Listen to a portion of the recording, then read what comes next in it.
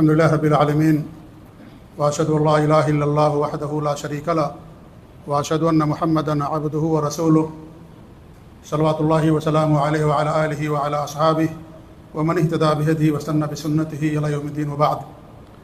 رب اشرح لي صدري ويسر لي امري واحلل عقدة من لساني يفقهوا قولي. سبحانك لا علم لنا الا ما علمتنا انك انت العليم الحكيم. اللهم انفعنا بما علمتنا وعلمنا ما ينفعنا وزدنا علما يا رب العالمین. معزز و مکرم و محترم سامعین و ناظرین، گزشتہ درس میں عقیدہ واسطیہ کی شرح کے دوران اہل سنت الجماعت کی سلف صالحین کی ایک نمایاں علامت ہم نے پڑھی تھی اور جانی تھی، اور وہ علامت یہ تھی کہ یہ لوگ شرعی حدود اور ضوابط میں معروف کا حکم دیتے ہیں اور لوگوں کو منکر سے روکتے ہیں. معروف میں جو سب سے اہم ہے توحید، سب سے پہلے اس کی دعوت دیتے ہیں، اس کے بعد اور دیگر چیزوں کی دعوت دیتے ہیں. منکر میں سب سے بڑا منکر شرک ہے، تو سب سے پہلے لوگوں کو شرک سے منع کرتے ہیں، اور اس کے بعد جو اس سے کم خطرناک جرم اور گناہ ہے اس سے لوگوں کو منع کرتے ہیں. یہ اہل سنت والجماعت کی ایک پہچان ہے. انکار منکر میں جو درجات ہیں ان کا خیال رکھتے ہیں. اس طریقے سے معروف کا حکم علم کے ساتھ، بصیرت کے ساتھ دیتے ہیں، اور بادشاہوں کو یا جو بڑے منصب کے لوگ ہیں ان کی فضیلت نہیں کرتے، بلکہ خاموشی کے ساتھ استطاعت کے مطابق انہیں بھی نصیحت کرتے ہیں، انہیں بھی معروف کا حکم دیتے ہیں، منکر سے روکتے ہیں. یہ ساری باتیں اور جیسے اور باتیں گزشتہ درس میں آپ کے سامنے آئی تھی، آج ایک اور علامت اہل سنت والجماعت کی ہم آپ کے سامنے پیش کریں گے یہ کتاب کے حوالے سے. اور وہ یہ ہے کہ اہل سنت والجماعت جو سلف صالحین کے عقیدے اور منہج پر قائم ہیں، وہ لوگ حکمرانوں کے ساتھ، چاہے وہ حکمراں نیک ہوں یا ظالم ہوں، ان کے پیچھے حج کو، جمعہ کو، عیدین کو، جہاد کو، تمام چیزوں کو درست مانتے ہیں. یہ ایسا مسئلہ ہے جس پر سلف صالحین کا اجماع ہے. اگر حکمراں نیک ہیں تو پھر کوئی مسئلہ ہی نہیں ہے اس کے اندر، لیکن اگر وہ برے ہیں، فاسق ہیں، ظالم ہیں، ہم سے ہمارا اپنا حق لے لیتے ہیں، اپنا حق ہمیں نہیں دیتے، ہم پر ظلم کرتے ہیں، ہمارے مال کو لے لیتے ہیں، تو اسی صورت میں بھی کتاب و سنت میں ہمیں صبر کرنے کے لیے کہا گیا ہے، اور ان کی بیعت سے اپنے ہاتھ کو نکالنے سے منع کیا گیا ہے. اور یہ ایسا مسئلہ ہے جس پر اجماع ہے. سلف صالحین کا اس مسئلے پر اجماع ہے، کیونکہ ان کے خلاف خروج کرنا، بغاوت کرنا، اس میں انسانی خون کی بربادی ہے، عزت و آبرو کی بربادی ہے، اور اس طریقے سے انسان کا خون بہتا ہے اور دنیا کے اندر فتنہ اور فساد پھیلتا ہے. اس لیے شریعت نے باقاعدہ ہمیں اس بات کا حکم دیا ہے کہ انسان ان کی بیعت سے اپنے ہاتھ کو نہ کھینچے، اور جہاں تک ان کے ظلم کی بات ہے یا وہ لوگ اپنا حق نہیں دیتے ہیں تو قیامت کے دن وہ جواب دہ ہوں گے، وہ ذمہ دار ہوں گے. اللہ تعالیٰ قیامت کے دن ان سے سوال کرے گا. لیکن ہمارے لیے جائز نہیں ہے کہ ان کے خلاف بغاوت کریں، خروج کریں، لوگوں کو ان کے خلاف بھڑکائیں، کیونکہ اس سے دنیا کے اندر فتنہ پھیلتا ہے، فساد پھیلتا ہے. یہ چیز ہمارے لیے قطعاً جائز نہیں ہے. اب آپ کہیں گے کہ بھائی آپ ہمیں بزدلی کی تعلیم دیتے ہیں. بھائی یہ بزدلی بہتر ہے انسانی جان کو برباد کرنے سے اور انسانی خون کو ضائع کرنے سے. جب خروج ہوا ہے، بغاوت ہوئی ہے، نقصان کے علاوہ کچھ بھی فائدہ نہیں ہوا ہے، اور علماء نے ساری باتیں تاریخ کے اندر، کتابوں کے اندر لکھی ہیں. لہذا اہل سنت والجماعت کا ایک بڑا یا ان کی ایک بڑی پہچان ہے کہ وہ امام کے پیچھے، حکمرانوں کے پیچھے، چاہے وہ ظالم ہی کیوں نہ ہوں، ان کے پیچھے نماز، جمعہ، عید، بقرعید اور حج کو، ان تمام چیزوں کو درست مانتے ہیں، اور سمجھتے ہیں کہ ان کے پیچھے تمام چیزیں ادا ہوتی ہیں. اور اگر وہ ظلم کرتے ہیں تو وہ ظلم کے ذمہ دار وہ ہوں گے، قیامت کے دن اللہ تعالیٰ ان سے سوال کرے گا. اور اگر ان کا ظلم اور اس طریقے سے ان کا فسق اور فجور اگر واضح کفر تک نہیں پہنچا ہے تو اسی صورت میں ان کے خلاف خروج کرنا شریعت کے اندر حرام و ناجائز ہے. اور اگر واضح کفر بھی ہے تو بھی ان کے خلاف خروج و بغاوت کرنے کی بہت ساری شروط علماء نے بیان کی ہیں احادیث کی روشنی میں، کیونکہ اہل سنت والجماعت کا جو مسلک ہے وہ کتاب اللہ اور سنت رسول کی روشنی میں ہوتا ہے. اس لیے احادیث کی روشنی میں انہوں نے بہت ساری شرطیں بیان کی ہیں کہ اگر کسی حاکم جو کفر کرتا ہے، اعلانیہ طور پر واضح کفر کرتا ہے، اس کے خلاف خروج و بغاوت کرنے کی اجازت اس صورت میں ہے جب تک وہ تمام شرطیں نہیں پائی جائیں گی، اس وقت تک ان کے خلاف خروج کرنا بھی جائز نہیں ہوگا، اگرچہ وہ کفر کا ارتکاب کر رہے ہیں. اگرچہ وہ کفر کا ارتکاب کر رہے لیکن پھر بھی ان کے خلاف خروج کرنا جائز نہیں ہوگا۔ اللہ کے رسول صلی اللہ علیہ وسلم کی حدیث ہے جس میں آپ نے فرمایا کہ حضرت عبادہ بن صامت رضی اللہ تعالیٰ فرماتے ہیں کہ بایعنا رسول اللہ صلی اللہ علیہ وسلم علی السمع والطاعہ، کہ ہم نے اللہ کے رسول صلی اللہ علیہ وسلم سے سمع و طاعت کی شرط پر بیعت کی، یعنی ہم امیر کی بات مانیں گے اور ان کی اطاعت کریں گے، فی منشطنا و مکرہنا، خوشی اور ناخوشی میں بھی، چاہے ہمیں خوشی ہو یا ناخوشی ہو، ہر حال میں ہم ان کی بات مانیں گے، وہ عسرنا و یسرنا، تنگی میں بھی آسانی میں بھی، مال کی فراوانی ہے آسانی ہے تو بھی، اور یا اس طریقے سے مال کی تنگی ہے، فقر و فاقہ ہے، غربت ہے، تمام صورتوں میں ہم ان کی بات کو مانیں گے۔ وہ اللہ ننازع الامر اہلہ، اور یہ کہ ہم ان سے ان کے حکم کو نہ چھینیں، ان کے خلاف خروج اور بغاوت نہ کریں، منازعت نہ کریں، الا ان تروا فیہ کفرا بواحا، ہاں اگر تم ان کے درمیان کھلا ہوا واضح اور صریح کفر دیکھتے ہو، عندکم فیہ من اللہ برہان، تمہارے لیے اس کے اندر اللہ رب العالمین کی طرف سے واضح دلیل موجود ہے، تو ایسی صورت میں انسان کر سکتا ہے۔ یہ صحیح بخاری کی حدیث ہے۔ اس حدیث کی روشنی میں اور جیسی اور جو دیگر احادیث ہیں ان کی روشنی میں علماء کرام نے، سلف صالحین نے، جو حکمراں کفر کے درجے تک پہنچ گئے ہوں اور علیہ اعلانیہ کفر کرتے ہوں، ان کے خلاف خروج اور بغاوت کرنے کی بھی شرطیں رکھی ہیں، کیونکہ خروج اور بغاوت کرنے میں بھلائی نہیں ہے، اس میں نقصان ہی نقصان ہے۔ حتیٰ کہ امام ابن تیمیہ رحمۃ اللہ علیہ نے بیان کیا ہے کہ پوری تاریخ میں جب بھی کسی جماعت نے سلطان یا بادشاہ کے خلاف خروج کیا ہے تو اس کے خروج میں فساد اور فتنہ اور بربادی زیادہ رہی ہے، اور یعنی اس بادشاہ کو الگ کرنے میں، اس کے خلاف خروج کرنے میں زیادہ فتنہ اور فساد ہوا۔ اگر وہ باقی رہتا تو اسی صورت میں وہ فتنہ اور فساد کم رہتا، اس کو زائل کرنے میں، اس کے خلاف خروج کرنے میں فتنہ اور فساد زیادہ ہوا، مسلمانوں کا خون زیادہ بہا، ان کی عزتیں لوٹی گئیں، ان کی ملکیتیں تباہ و برباد ہوئیں، جانوں کا نقصان ہوا، اور اس طریقے سے اور تمام چیزوں کا نقصان ہوا، اور کبھی بھی خروج اور بغاوت کے اندر کبھی فائدہ نہیں ہوا۔ تو اس لیے علماء نے اس کی بہت ساری شرطیں رکھی ہیں۔ پہلی شرط یہ کہ کفر بواح ہو، واضح کفر، صریح، ایسا نہ ہو کہ کوئی اجتہادی مسئلہ ہو کہ ہم اس کو کفر مانتے ہیں، کوئی دوسرا اس کو کفر نہیں مانتا، نہیں، ایک دم واضح طور پر کفر ہونا چاہیے۔ نمبر 2، فسق پر خروج ناجائز ہے، کفر ہونا چاہیے۔ اگر اس کے یہاں فسق ہے، معصیت ہے، نافرمانی ہے، لیکن وہ خروج کفر تک نہیں پہنچتا ہے، کفر تک وہ معاملہ نہیں پہنچتا ہے، تو ایسی صورت میں اس کے خلاف خروج کرنا جائز نہیں ہے۔ تیسری بات یہ ہے کہ سنو سنائی بات نہ ہو۔ اللہ کے رسول نے کیا فرمایا؟ الا ان تروا فیہ، تم اس کے اندر جا کر کے اپنی آنکھ سے دیکھو، یہ نہیں کہ سن لیا آپ نے کسی سے، کیونکہ سنی سنائی اکثر باتیں جھوٹی ہوتی ہیں، اس میں کم باتوں کو انسان بڑھا چڑھا کر کے لوگوں کے سامنے پیش کر دیتا ہے، اس لیے سنی سنائی باتوں پر کبھی بھی انسان کو اعتماد نہیں کرنا چاہیے، اس کی تحقیق کرنا چاہیے۔ تو ہمارے نبی نے فرمایا کہ الا ان تروا فیہ، تم یہ دیکھو اپنی آنکھوں سے، یہ نہیں کہ تم ان کے بارے میں سنو، یہ نہیں کہا الا ان تسمعوا فیہ، تم کو ان کے بارے میں کوئی بات سنو، یہ ہمارے نبی نے فرمایا، یہ فرمایا الا ان تروا فیہ، ان کے اندر کوئی کفر دیکھو، تم اپنی آنکھوں سے دیکھو، یہ نہیں کہ کسی نے آ کر کے بیان کر دیا آپ کے سامنے کہ ہم نے ایسا دیکھا تھا اور آپ نے اس کی بات سن لی اور اس کے خلاف خروج کرنے کا پلان بنا لیا، لوگوں کو بھڑکانا شروع کر دیا کہ بادشاہ کے خلاف خروج کرنا ہے، حاکم کے خلاف بغاوت کرنا جائز نہیں ہے۔ دیکھنا ضروری ہے، سننے کے سے یہ چیز جائز نہیں ہوگی۔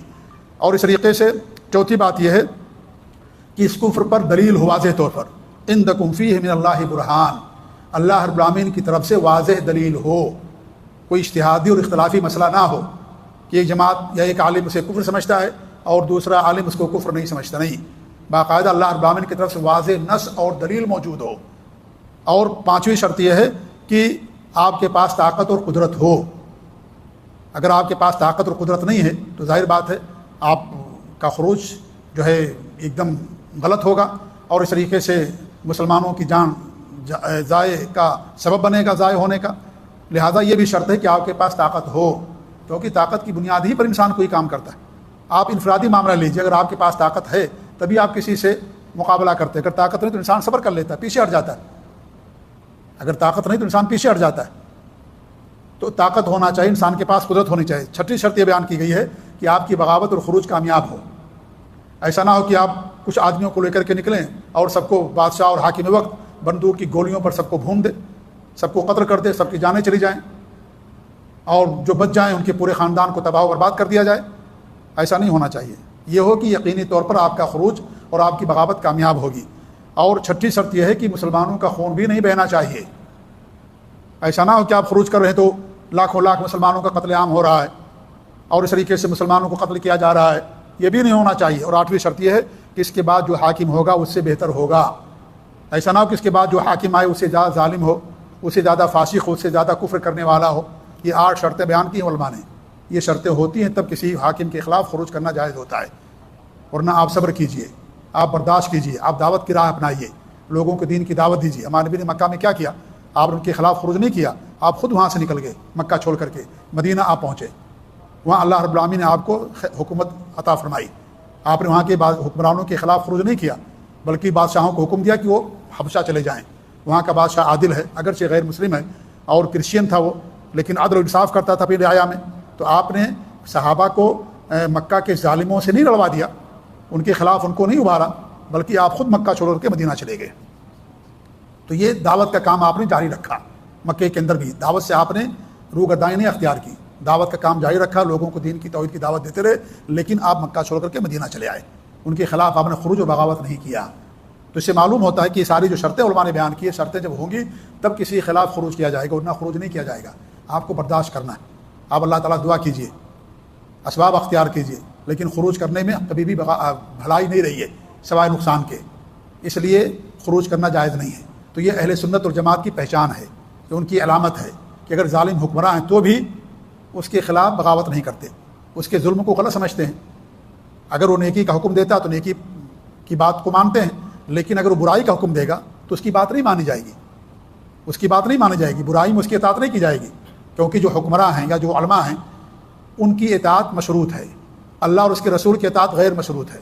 اللہ اور اس کے رسول کی بات کے لیے کوئی شرط نہیں درکار ہے، قرآن میں آ گیا، حدیث صحیح کے اندر آ گیا اور وہ معنی سلف صالحین کے فہم کے مطابق ہے، اس پر عمل کرنا ہے، اس پر عمل کرنے کے لیے کوئی شرط نہیں ہے۔ لیکن علماء اور حکمرانوں کی باتوں کو ماننے کے لیے شرط ہے کہ ان کی بات کتاب و سنت کے موافق ہو، اللہ کی نافرمانی میں نہ ہو، لا طاعت لمخلوق فی معصیۃ الخالق، جہاں اللہ کی نافرمانی ہوگی وہاں کسی مخلوق کی اطاعت نہیں کی جائے گی۔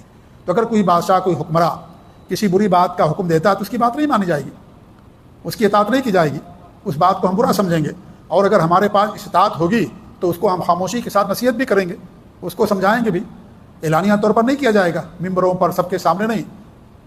جب ممبروں پر سب کے سامنے ہم اپنی برائی کو برا سمجھتے ہیں تو بادشاہ، اس کے پاس طاقت ہے، وہ حاکم ہے، اس کے پاس ڈنڈا ہے، اس کی برائیوں کا آپ لوگوں کے سامنے بیان کریں گے تو کیا اس کو برداشت کرے گا؟ ہم نہیں برداشت کر سکتے، آپ نہیں برداشت کر سکتے اگر کوئی آدمی روڈ پر آپ کا نام لے کر کے آپ کی برائی کو بیان کرے۔ یہ دین نہیں ہے میرے بھائی، یہ فضیحت ہو جاتی ہے، غیبت ہوتی ہے، یہ نصیحت نہیں ہے۔ نصیحت یہی خاموشی کے ساتھ ان کا ہاتھ پکڑ کر کے تنہائی میں ان کو دین کی بات بتا دی، اس کو نصیحت کہا جاتا ہے۔ سر عام لوگوں کے سامنے بدنام کرنا، فضیحت کرنا، یہ شریعت اس بات کی تعلیم نہیں دیتا ہے۔ ہم اپنے لیے اس کو برا سمجھتے ہیں کہ اگر ہماری کوئی برائی بیان کرے جا کر کے روڈ پر کھڑے ہو کر کے ہمارا نام لے کر کے، وہ برائی ہمارے اندر پائی جاتی ہے، وہ برائی ہمارے اندر پائی جاتی ہے، اور روڈ پر جا کر کے سب کے سامنے ہم بیان کریں، ہم اس کو برا سمجھتے ہیں اپنے لیے۔ تو حکمرانوں کے خلاف بیان کرنا، ممبروں پر، مجلات میں لکھنا، جرائد میں لکھنا، جمعہ کے خطبے میں ان کے خلاف خطبہ دینا، بیان کرنا، کیا یہ جائز ہوگا؟ جب ہم اپنے لیے اس کو برا سمجھتے ہیں تو دوسروں کے لیے برا سمجھنا چاہیے۔ دوہرا پیمانہ کیوں ہمارے پاس ہے؟ دو معیار کیوں ہے؟ اپنے لیے برا سمجھتے ہیں، دوسروں کے لیے اس کو برا نہیں سمجھتے ہیں۔ ایک معیار بنائیے اپنے لیے بھی، دوسروں کے لیے بھی۔ لہذا یہ جو منہج ہے سلف صالحین کا، یہ کتاب اللہ اور سنت رسول کے عین موافق ہے۔ سلف صالحین کا باقاعدہ اس کے اوپر اجماع ہے، کیونکہ اسی صورت میں انسان کے اندر انانیت آ جاتی ہے اور انسان اس بات کو قبول نہیں کرے گا۔ آپ خود قبول نہیں کریں گے، اگر آپ کے سامنے اگر ہماری اور آپ کی بات روڈوں پر کی جائے تو انسان خود اسے قبول نہیں کرے گا۔ جی ہاں، کیونکہ اس میں اس کی فضیلت ہو جاتی ہے۔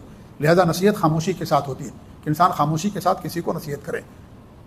تو یہ سلف صالحین کا عقیدہ اور منہج ہے کہ اگر وہ منکر ہے، برائی ہے، ہم اس کو برا سمجھتے ہیں۔ اگر زبان سے طاقت ہوگی تو اس کو زبان سے منع کریں گے، اگر طاقت نہیں ہوگی تو اس کو دل میں برا جانیں گے، اس سے راضی نہیں ہوں گے، لیکن ان کے خلاف خروج کرنا، بغاوت کرنا ہمارے لیے جائز نہیں ہوگا۔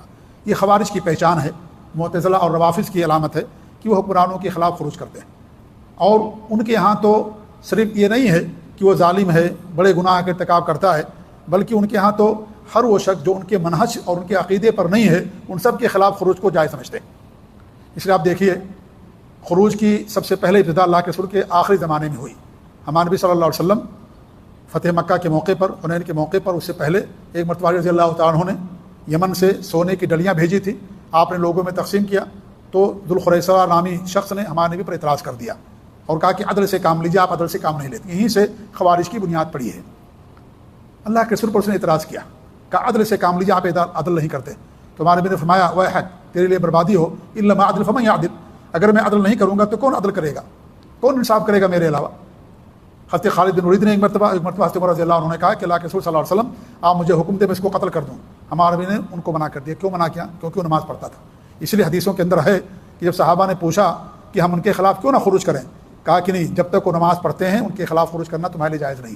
اس لیے ہمارے نبی نے اس شخص کو قتل کرنے کا حکم نہیں دیا، کہا کہ نہیں وہ نماز پڑھتا ہے، آپ نے اس کو قتل کرنے سے اس شخص کو منع کیا۔ جی ہاں، تو اس نے اعتراض کیا دو مرتبہ ہمارے نبی صلی اللہ علیہ وسلم پر۔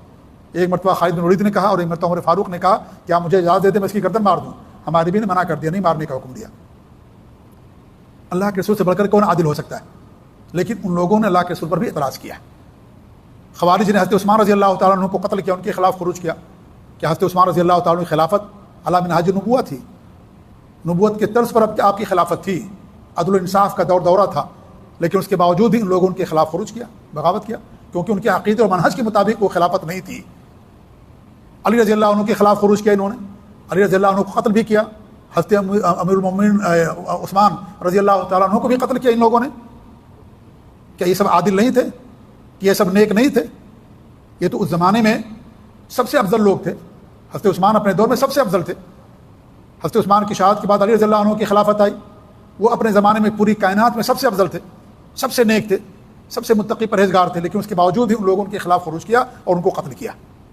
تو ان کا یہ مسئلہ نہیں ہے کہ وہ ظالم ہوگا تب ہم خروج کریں گے۔ یہ جو خوارج اور روافض ہیں اور جو معتزلہ ہیں، ان کا مسئلہ یہ ہے کہ اگر ان کے اپنے منہج کی حکومت نہیں ہے تو ان کے خلاف خروج کرنے کو جائز سمجھتے ہیں۔ سلف صالحین کا منہج یہ نہیں ہے، جو بھی حاکم ہے کسی بھی عقیدے اور منہج کا ہو اس کے خلاف خروج کرنا ہمارے لیے جائز نہیں۔ کسی بھی طریقے سے حکومت تک پہنچ گیا، غلبہ اس کو مل گیا، ڈنڈے کے زور پر، تلوار کے زور پر اس نے حکومت حاصل کر لی، اب وہ امیر المومنین بن گیا، مسلمانوں کا خلیفہ بن گیا، اس کے خلاف خروج کرنا جائز نہیں ہے، تاکہ امن و امان برقرار رہے۔ عبداللہ حضرت امام احمد رحمۃ اللہ علیہ فرماتے ہیں وَمَنْ غَلَبَ عَلَيْهِمْ بِالسَّيْفِ حَتَّى صَارَ خلیفہ، جو تلوار کی نوک پر خلیفہ بن جائے، وَسُمِّيَ أَمِيرُ الْمُؤْمِنِينَ، اور اسے امیر المومنین کا لقب دے دیا گیا، یعنی مسلمانوں کا امیر ہو گیا، اگرچہ وہ تلوار کی زور پر اس نے حکومت حاصل کی، ظلم کیا، قتل کیا، لیکن حکومت تک پہنچ گیا، حکومت اس کے ہاتھ میں آ گئی، اب اس کے ہاتھ میں قبضہ ہے، ڈنڈا ہے، اس کے ہاتھ میں خلافت حکومت ہے۔ فلا يحل لأحد يؤمن بالله يبيت ولا يراه اماما برا كان أو فاجرا، کسی مومن کے لیے جائز نہیں ہے جو اللہ پر ایمان رکھتا ہو کہ ایک رات گزارے اور اس کو اپنا امام نہ مانے، چاہے وہ نیک ہو یا برا ہو، یہ جائز نہیں اس کے لیے، یہ جائز نہیں اس کے لیے۔ یہ ابو العالیٰ الفراء نے الاحکام السلطانیہ کے اندر ان کے اس قول کو بیان کیا ہے۔ تو اسے معلوم ہوا کہ جو خلیفہ بن گیا، وہاں تک پہنچ گیا، اس کے لیے اس کی بات کا ماننا ضروری ہے۔ اس کے ہاتھ میں ڈنڈا آ گیا، حکومت آ گئی، اس کے خلاف خروج کرنا اب ہمارے لیے جائز نہیں ہوگا، کیونکہ جیسا کہ بتایا کہ خروج کرنے میں انسان کے لیے کیا ہے، یہ یعنی فساد ہی فساد ہے، برائی ہی برائی ہے، اس کے اندر کبھی فائدہ نہیں ہوا۔ بھئی ہمارا ایک چھوٹا سا خاندان ہے، ایک بیوی ہے، 2-3-4 بچے ہیں، ماں باپ ہیں، چھوٹا سا خاندان ہے، کیا اس کے اندر اگر کوئی خروج کرتا ہے، کوئی بغاوت کرتا ہے تو کیا جائز ہوتا ہے؟ یہ فساد ہی تو ہوتا ہے نا، برائی ہی تو پھیلتی ہے نا۔ اسے آپ کا بیٹا آپ سے خروج کر کے بغاوت کر کے نکل جائے، یا اس طریقے سے کوئی آپ کی بہن نکل جائے یا کوئی اور نکل جائے، تو اس کے اندر کیا ہوتا ہے سوائے فساد اور برائی اور فتنے کے اور کیا ہوتا ہے؟ اس کے اندر کوئی بھلائی ہوتی ہے؟ تو اتنا بڑا ملک حکمراں ہے وہ، اس کے خلاف اگر آپ خروج کریں گے تو ظاہر بات ہے اس کا فائدہ ہوگا ہی نہیں سوائے نقصان کے۔ اس لیے علماء نے باقاعدہ اسے منع کیا ہے، اور علماء نے یہاں تک بات بیان کی ہے کہ اگر امام جائر ہے، ظالم ہے، تو 60 سال بہتر ہے اس ایک رات سے بغیر امام کے۔ ایک رات انسان بغیر حکمراں کے گزارے، 60 سال تک اگر کوئی ظالم مسلط رہے وہ بہتر ہے اسے۔ اس سے حدود کی حفاظت ہوتی ہے، مسلمانوں کی جان کی حفاظت ہوتی ہے، اور اس طریقے سے اور دیگر چیزوں کی حفاظت ہوتی ہے۔ تو 60 سال تک بغیر یعنی ظالم امام کے ساتھ رہنا یہ بہتر ہے کہ انسان ایک رات بغیر خلیفہ اور بغیر حکمراں کے رات گزارے۔ اس لیے آپ دیکھیں ہمارے نبی صلی اللہ علیہ وسلم کی وفات ہوئی، آپ کو دفن کرنے سے پہلے ابوبکر صدیق کو خلیفہ منتخب کیا گیا، خلیفہ پہلے منتخب کیا گیا، ہمارے نبی کی تدفین بعد میں ملائی۔ آپ دیکھیں سعودی عرب کے اندر بھی جب حکمراں کی خادم الحرمین بادشاہ کی وفات ہوتی ہے تو ان کی تدفین کرنے سے پہلے جو ولی عہد ہوتا ہے، جو بادشاہ ہوتا ہے، سب سے پہلے اس کے ہاتھ پر بیعت کی جاتی ہے، اس کے بعد تدفین کا معاملہ ہوتا ہے۔ یہ معاملہ سب سے اہم ہے، یہ بغیر سربراہ کے کیسے ملک چل سکتا ہے؟ بغیر حاکم کے ملک کیسے چل سکتا ہے؟ اس لیے اگر ظالم بھی ہے 60 سال تک آپ اس کے ظلم کے نیچے رہ رہے ہیں، آپ کے لیے بہتر ہے کہ ایک دن بھی انسان گزارے اور ان کا کوئی خلیفہ اور کوئی حکمران نہ۔ اس طریقے سے امام نووی رحمۃ اللہ فرماتے ہیں کہ اما الخروج علیہم وقتالہم حرام باجماع المسلمین، کہ ان کے خلاف خروج کرنا، ان سے قتال کرنا مسلمانوں کی اجماع سے یہ چیز حرام ہے، یہ تمام مسلمانوں کے اس پر اجماع کی حرام ہے۔ وَإِن كَانُوا فَسَقَةً ظَالِمِينَ، اگرچہ وہ فاسق اور ظالم ہی کیوں نہ ہوں تو بھی ناجائز اور حرام ہے۔ وَقَدْ تَظَاهَرَتِ الْأَحَادِيثُ بِمَعْنَى مَا ذَكَرْتُهُ، میں نے جو بات ابھی بیان کی ہے اس کے متعلق بہت ساری حدیثیں ہیں۔ وَأَجْمَعَ أَهْلُ السُّنَّةِ عَلَى أَنَّ الْإِمَامَ لَا يَنْعَزِلُ بِالْفِسْقِ، اور اہل سنت کا اس پر اجماع ہے، انہوں نے اجماع کیا ہے کہ جو حکمراں ہیں، جو خلیفہ ہے، اگر وہ فسق کرتا ہے تو فسق کی بنیاد پر اس کے خلاف خروج نہیں کیا جائے گا۔ یہ امام نووی رحمۃ اللہ علیہ نے بیان کیا ہے صحیح مسلم کی شرح کے اندر۔ اس طریقے سے اور بھی یعنی ائمہ کے اقوال ہیں، اور ائمہ نے باقاعدہ اس پر اجماع نقل کیا ہے کہ ظالم حکمرانوں کے خلاف خروج اور بغاوت کرنا یہ سب چیزیں کیا ہیں، قطعاً جائز نہیں ہیں، یہ چیزیں شریعت کے اندر حرام ہیں۔ اور کیوں حرام ہے؟ اس لیے کہ قرآن و سنت کے اندر ہمیں ان کی اطاعت کرنے کا حکم دیا گیا ہے۔ اللہ رب العالمین نے قرآن میں فرمایا یا ایھا الذین آمنوا اطیعوا اللہ واطیعوا الرسول واولی الامر منکم، اے ایمان والو اللہ کی اطاعت کرو اور رسول کی اطاعت کرو۔ ان دونوں کی اطاعت غیر مشروط ہے، ان کی اطاعت کے لیے کوئی شرط نہیں ہے، یعنی اللہ اور اس کے رسول کی اطاعت کے لیے۔ وہ اولی الامر منکم، اور تم میں جو ولی امر ہے ان کی اطاعت کرو۔ دو طرح کے ولی امر ہوتے ہیں، سلف صالحین کے اقوال کی روشنی میں راجح بات یہ ہے کہ ولی امر میں دو لوگ شامل ہیں، ایک تو جو دینی امور کا ذمہ دار ہے علماء، اور دوسرے دنیاوی امور کے ذمہ دار وہ بادشاہ، دونوں اس کے اندر شامل ہیں۔ اس لیے عالم کی بات مانی جائے گی بشرطے کی کتاب و سنت کے موافق ہو، حاکم کی بات مانی جائے گی بشرطے کی کتاب و سنت کے موافق ہو۔ اگر کتاب و سنت کے خلاف ہے تو اس کی بات نہیں مانی جائے گی، لیکن خروج کرنا جائز نہیں ہوگا۔ جیسے آپ کوئی عالم ہے، اس کی بات مان لیجیے کتاب و سنت کے خلاف ہے، تو کیا آپ کے لیے جائز ہے جا کے اس کو قتل کر دیں؟ آپ اس کے خلاف آپ خروج کریں، بغاوت کریں، جائز آپ کے لیے؟ آپ اس کی بات نہیں مانیں گے، اس کے لیے حرمت ہے، اس کے لیے عزت ہے، اس کا ادب اور احترام ہے، سب کچھ اس کے لیے ہے۔ ایسے حاکم وقت ہے، اگر وہ کسی بری بات کا مان لیجیے حکم دیتا ہے تو اس کی بات نہیں مانیں گے، لیکن اس کے خلاف خروج کرنا ہمارے لیے جائز نہیں ہوگا، ہمارے لیے جائز نہیں ہوگا۔ اس کی بیعت میں انسان کو رہنا ہے، جائز نہیں ہے۔ تو اللہ رب العالمین باقاعدہ ہمیں اس بات کا حکم دیا ہے۔ اس طریقے سے بہت ساری حدیثیں ہیں جن میں اللہ کے رسول صلی اللہ علیہ وسلم نے ہمیں ان کی اطاعت کرنے کا حکم دیا۔ بخاری مسلم کی حدیث عبداللہ بن مسعود رضی اللہ عنہ فرماتے ہیں کہ اللہ کے رسول صلی اللہ علیہ وسلم فرمایا انکم سترون بعدی اثرۃ، تم لوگ میرے بعد دیکھو گے کہ جو خلفاء ہوں گے، حکمراں ہوں گے، وہ تمہاری حق تلفی کریں گے، دوسروں کو ترجیح دیں گے۔ وہ امورا تنکرونہا یا تنکرونہا، اور بہت سارے ایسے معاملات دیکھو گے جو تمہیں عجیب و غریب لگیں گے، جنہیں تم ناپسند کرو گے۔ قالوا فما تامرنا، لوگوں نے پوچھا کہ اللہ کے رسول صلی اللہ علیہ وسلم ایسی صورت میں آپ ہمیں کس چیز کا حکم دے رہے ہیں؟ تو آپ نے فرمایا تودون الحق الذی علیکم، تمہارے اوپر جو ان کا حق ہے اس حق کو تم ادا کرو۔ تمہارے اوپر ان کا جو حق ہے، ان کی بیعت، ان کی بات ماننا، ان کے خلاف خروج نہ کرنا، ان کے لیے دعا کرنا، اگر آپ کے پاس اطاعت ہے تو خاموشی کے ساتھ تنہائی میں ان کو نصیحت کرنا، یہ ان کا حق ہے ہمارے اوپر، ان کے لیے دعا کرنا۔ تم اپنا ان کا جو تمہارے اوپر حق ہے وہ حق تم ادا کرو۔ وَتَسْأَلُونَ اللَّهَ الَّذِي لَكُمْ، اور تمہارا جو حق ہے تم اللہ تعالیٰ سے مانگو، اللہ تعالیٰ سے سوال کرو، اللہ تعالیٰ سے دعا کرو، صبر کرو اس کے بارے میں۔ تمہارے نبی نے باقاعدہ ہمیں اس بات کا حکم دیا۔ اس طریقے سے بخاری اور مسلم کے اندر ہے، ابو ہریرہ رضی اللہ عنہ فرماتے ہیں کہ اللہ کے رسول فرمایا من اطاعنی فقد اطاع اللہ، جس نے میری اطاعت کی اس نے اللہ تعالیٰ کی اطاعت کی۔ ومن عصانی فقد عصى اللہ، اور جس نے میری نافرمانی کی اس نے اللہ رب العالمین کی نافرمانی کی۔ ومن یطیع امیر فقد اطاعنی، اور جس نے امیر کی اطاعت کی اس نے میری اطاعت کی۔ ومن یعص الامیر فقد عصانی، اور جس نے امیر کی نافرمانی کی اس نے میری نافرمانی کی۔ تو امیر کی نافرمانی کرنا، حاکم وقت کی نافرمانی کرنا، یہ اللہ اور اس کے رسول کی نافرمانی ہے، اللہ اور اس کے رسول کی بات کا نہ ماننا ہے، کیونکہ اللہ رب العالمین ہی نے اور اس کے نبی ہی نے ہمیں حکم دیا کہ ہم امیر کی بات کو مانیں، ان کی اطاعت کریں، ان کے خلاف خروج اور بغاوت نہ کریں۔ اس طریقے سے مسلم کے اندر ہے کہ ابن عمر رضی اللہ عنہ فرماتے ہیں کہ وہ کہتے ہیں کہ میں نے اللہ کے رسول صلی اللہ علیہ وسلم کو فرماتے ہوئے سنا من خلا یدا من طاعۃ لقی اللہ یوم القیامۃ لا حجۃ لہ، جو امیر کے اطاعت سے اپنے ہاتھ کو نکال لے، امیر کے اطاعت سے نکل جائے، اللہ سے ملاقات کرے گا، اس کے پاس کوئی حجت اور دلیل نہیں ہوگی۔ ومن مات ولیس فی عنقہ بیعۃ مات میتۃ الجاہلیہ، اور جو مر گیا اور اس کے گردن میں بیعت نہیں تھی امیر کی، وہ جاہلی موت مرے گا، وہ جاہلی موت مرے گا۔ جی، تو اس کی بیعت سے ہاتھ نکال لینا اور اس کی بیعت سے انکار کر دینا، اس کی کے خلاف خروج کرنا، یہ کیا ہے؟ جاہلیت ہے۔ جاہلیت کے اندر یہ ساری چیزیں تھیں، ایک دوسرے کے خلاف لڑتے تھے، ایک دوسرے کے خلاف جنگ کرتے تھے۔ ہمارے بھی نے آ کر کے تمام لوگوں کو ایک کلمے کے نیچے جمع کیا اور اس طریقے سے امیر کی اطاعت کو واجب قرار دیا تاکہ دنیا کے اندر بدامنی نہ ہو، فتنہ اور فساد نہ ہو۔ یہ تو جاہلیت کی چیزوں میں سے تھی۔ اس لیے آپ دیکھیے ہر قبیلے کا ایک امیر ہوتا تھا، ان کے ہاں کوئی دوسرے کو اپنا امیر ماننے کے لیے تیار نہیں ہوتا تھا۔ یہ ساری چیزیں ہوتی تھیں۔ ہمارے نبی صلی اللہ علیہ وسلم نے سب کو متحد کیا، اجتماعیت کی بنیاد ڈالی اور سب کو جو ہے ایک امام کے پیچھے، ایک امیر کے پیچھے کلمے کی بنیاد پر آپ نے سب کو اکٹھا کر دیا۔ تو اگر کوئی اس طریقے سے کرتا ہے تو اللہ اور اس کے رسول کی نافرمانی کرتا ہے۔ اس طریقے سے اللہ کے رسول صلی اللہ علیہ وسلم کی بہت ساری حدیثیں ہیں۔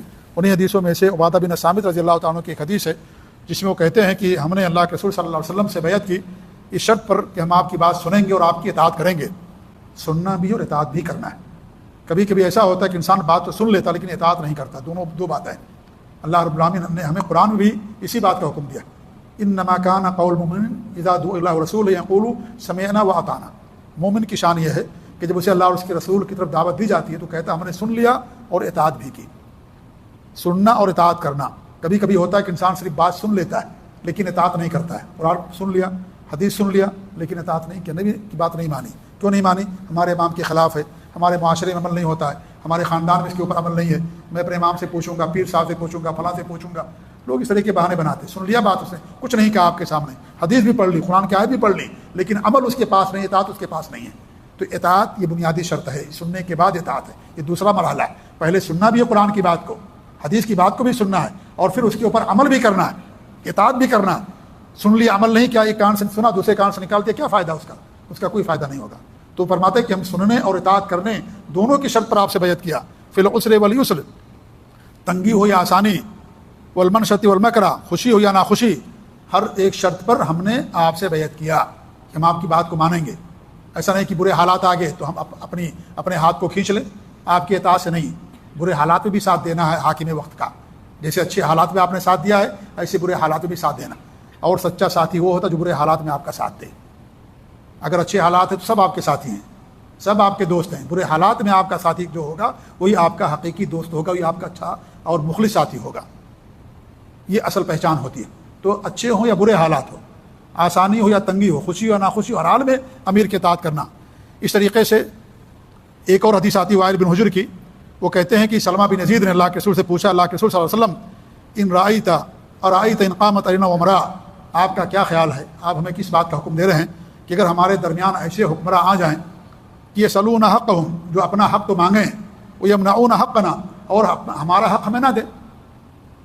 اپنا حق ہم سے مانگ رہے ہیں، ڈنڈے کی زور پر اپنا حق مانگ رہے ہیں، کروا رہے ہیں سب کچھ، لیکن اپنا حق ہم وہ نہیں دے رہے ہیں، تو ہم کیا کریں اسی صورت میں؟ یعنی وہ ظلم کر رہے ہیں، ہمارا حق نہیں دے رہے ہیں، اب ہم کیا کریں؟ کتنی واضح حدیثیں ہیں، کتنی صاف اور صریح حدیثیں ہیں اللہ کے رسول صلی اللہ علیہ وسلم کی، لیکن اس کے باوجود بھی لوگ یہ ساری حدیثیں پر عمل نہیں کرتے۔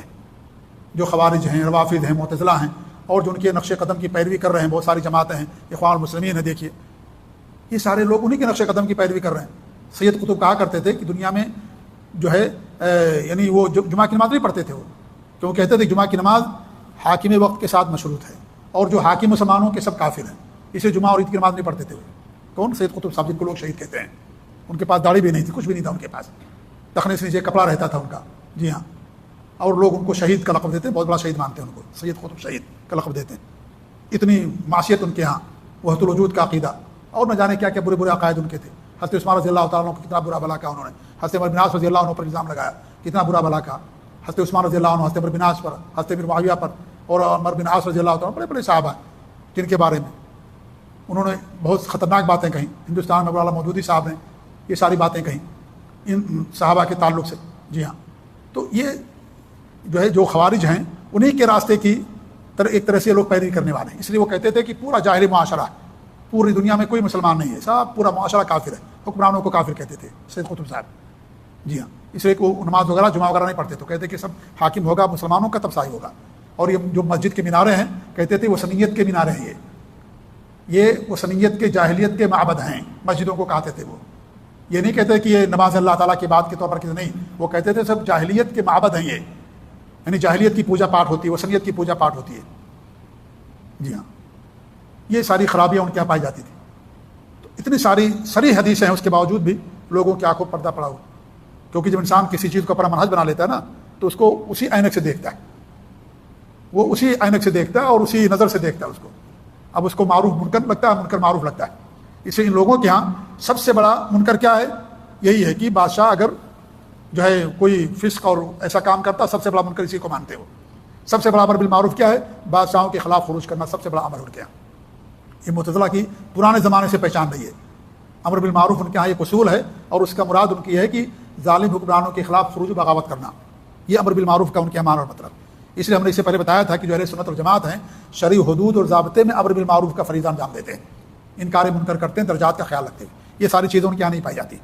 جی ہاں, تو یہ ساری اتنی ساری روایتیں ہیں, صحیح بخاری مسلم کی روایتیں, لیکن ساری روایتیں ایک طرف نہیں مانتی ساری روایتوں کو. جی ہاں, نہیں اس کے اوپر عمل کرتے ہیں لوگ اپنی عقل کی بنیاد پر.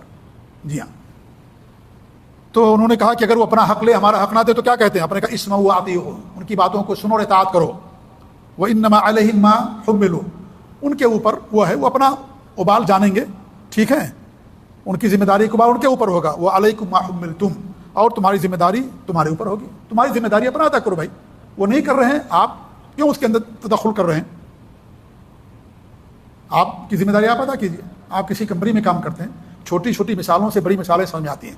آپ کسی کمپنی میں کام کرتے ہیں, آپ کی ذمہ داری, آپ مالی ڈرائیور ہیں, آپ کو کیا کرنا ہے؟ ورکرز کو ان کے رہائش سے کمپنی میں, کارخانے میں لے کر کے آنا ہے. اب مان لیجئے وہاں پر کوئی گڑبڑی چل رہی ہے, یا جو آپ کا ذمہ دار ہے وہ ظلم کرتا ہے, یا اس طریقے سے اور کوئی کام کرتا ہے, تو کیا ڈرائیور یہ کہے گا کہ نہیں بھائی وہ ظلم کر رہا, میں اس لیے ان کو لے کر کے وہاں نہیں جاؤں گا, ورکرز کو میں نہیں لے کر کے جاؤں گا؟ یا اور کوئی آپ لائٹ, آپ کہربائی ہیں, الیکٹریشین ہیں, یا آئی ٹی میں آپ ہیں, یا اس طریقے سے آپ سیکریٹری ہیں مان لیجئے, تو آپ اس کے کام کو اس لیے نہیں کریں گے کہ بھائی میں نہیں کروں گا اس لیے کہ آپ ایسا کرتے نہیں. آپ کا حق آپ ادا کیجیے اپنا. آپ کا جو حق ان کے اوپر اگر نہیں کریں گے تو اللہ تعالیٰ کے یہاں جواب دے. قیامت ہے نا, قیامت پر ایمان ہے کہ نہیں ہے؟ ہے قیامت پر ایمان. اگر نہیں تو ٹھیک ہے, اگر ہے تو کم سے کم قیامت کے دن اللہ تعالیٰ کے یہاں جواب دے ہوں گے. آپ کا قیامت کے دن حق ملے گا اگر یہاں نہیں ملتا ہے. لیکن ہم کیوں شریعت کے خلاف جائیں, کیوں اجماع کے خلاف جائیں, صحابہ کے خلاف کیوں جائیں کہ ہم خروج اور بغاوت کریں؟ یہ قطعاً جائز نہیں ہمارے لیے. امام نے کہا کہ ان کی ذمہ داری کو بال ان کے اوپر ہوگا, اور تمہاری ذمہ داری تمہارے اوپر ہے. تمہاری ذمہ داری تمہارے اوپر ہے, لیکن ان کے خلاف خروج کرنا تمہارے لیے جائز نہیں ہے.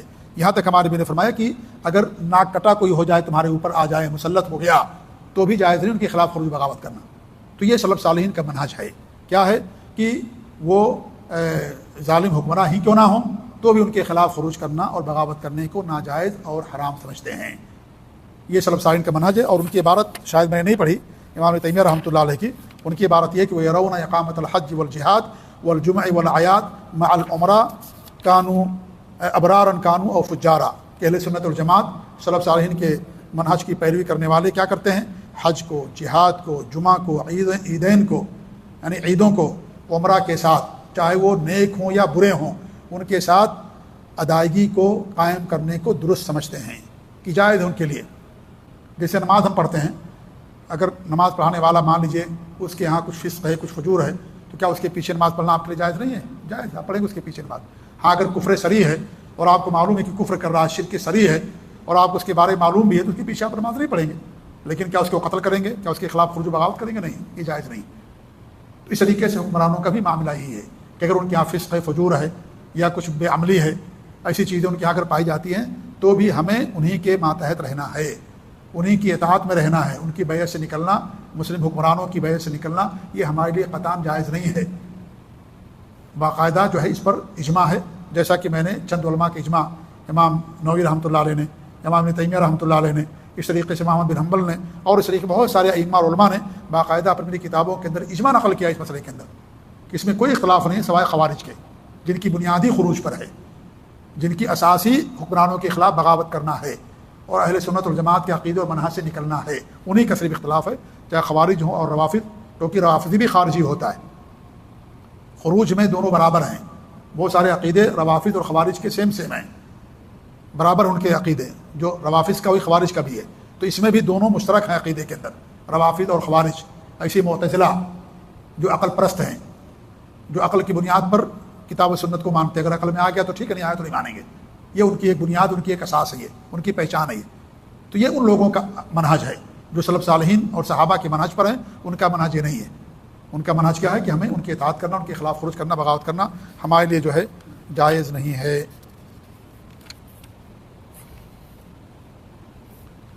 امام احمد بن حنبل رحمۃ اللہ علیہ کی بات میں نے آپ کے سامنے پیش کی کہ اگر کوئی تلوار کی نوک پر بھی حکمراں بن گیا تو بھی اس کی اطاعت کرنا آپ کے لیے جائز ہے، واجب ہے۔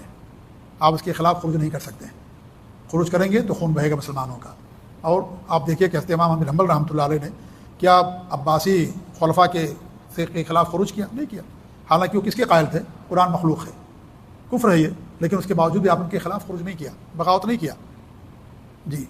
اور جس جیل کے اندر وہ بند تھے، اس جیل کو جو ہے ان کے یعنی جیل کے سامنے لاکھوں عوام اس جیل کے سامنے آئے ہوئے تھے، جی ہاں، حضرت امام احمد بن حنبل رحمۃ اللہ علیہ کی حمایت میں، عوام الناس میں سے۔ لیکن ایک اگر ان کا حکم ہو جاتا کہ بادشاہ کے خلاف خروج کرنا، پوری عوام ان کے ساتھ ہو جاتی، لیکن ایسا انہوں نے نہیں کیا، ان کے خلاف خروج نہیں کیا، جی ہاں، صبر کیا، تین بادشاہوں کا ظلم برداشت کیا انہوں نے، تین بادشاہوں کا ظلم۔ جب تیسرا بادشاہ متوکل اللہ آیا تو اللہ رب العالمین نے اس کے ذریعے سے حق کو دنیا کے اندر عام کیا، اور پھر یہ فتنہ ختم ہوا، خلق قرآن کا فتنہ، لیکن انہوں نے صبر کیا اور خروج بغاوت کی اجازت قطعا نہیں دی، انہوں نے کوڑے سہے انہوں نے، اور اس طریقے سے یعنی ظلم برداشت کیا حضرت امام احمد بن حنبل رحمۃ اللہ علیہ نے، جنہیں اسی لیے ان کو امام اہل سنت والجماعت کہا جاتا ہے۔ لیکن انہوں نے ان کے خلاف خروج نہیں کیا، نہ خروج کی تعلیم دی امام احمد، کیونکہ اسلام کی تعلیم نہیں ہے یہ، سلف صالحین کی تعلیم نہیں، خروج و بغاوت کرنا یہ خوارج کی تعلیم ہے اور روافض کی تعلیم ہے، یہ سلف صالحین کا عقیدہ و منہج نہیں ہے۔ تو اگر ظالم کوئی حکمراں بن بھی جائے تو بھی ہم اس کے خلاف خروج کرنے کو سلف صالحین کے عقیدے کے مطابق، منہج کے مطابق اس کو جائز نہیں سمجھتے۔ تو یہ ہے سلف صالحین کا عقیدہ اور منہج۔ اللہ تعالیٰ سے دعا کہ اللہ رب العالمین ہمیں سلف صالحین کے عقیدے و منہج پر قائم رکھے، اور اللہ رب العالمین ہم سب کی حفاظت فرمائے، اور کتاب و سنت پر اللہ تعالیٰ ہم سب کو قائم رکھے، اور ہر طرح کے ظلم اور زیادتی سے اللہ تعالیٰ ہم سب کو محفوظ رکھے، آمین۔ وصلی اللہ علی محمد وعلی آلہ وصحبہ اجمعین، وجزاکم اللہ۔